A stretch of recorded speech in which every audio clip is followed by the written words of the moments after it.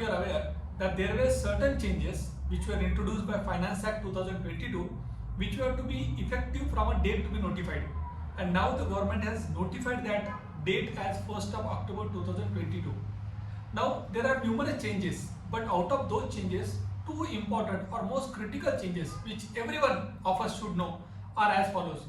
The first change is, and it's, I would say, to some extent additional burden for the taxpayer. The first change is that if input tax credit is said to be available to you, if input tax credit is appearing in your 2B, then in that case you will also have to check as a taxpayer whether that input tax credit is restricted. Earlier, as a taxpayer, you were supposed to understand whether the credit is eligible or ineligible. Now there is an additional compliance burden. If the government authorities tell you that this credit is restricted, then as a company, as a taxpayer, as a GST payer, you may not be in a position to continue to claim that credit, at least till the time that credit is appearing as restricted credit. The government or GST authorities might restrict the credit for various reasons. One of the reasons could be that GST supplier from whom you are procuring goods is just a newly registered vendor, and there might be some other rationale or reason also. But as a taxpayer, the actionable for us is, if the credit is appearing as restricted, then we may not be in a position to claim that credit in that particular month.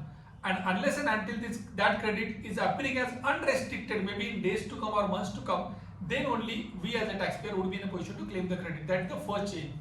Second change, and I would say which is a good news for all the taxpayer, is that as far as credit relating to financial year 21-22 is concerned, the government, as all of you are aware, that the government had put a last date, and that last date for claiming credit pertaining to 21-22 was 20th of October 2022.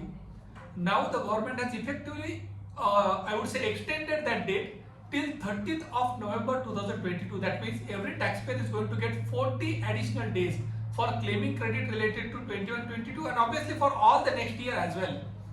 Friends, as a taxpayer, I would recommend you that it is better for all of us to assume that the date for claiming credit related to 21-22 is 20th of October 2022 only.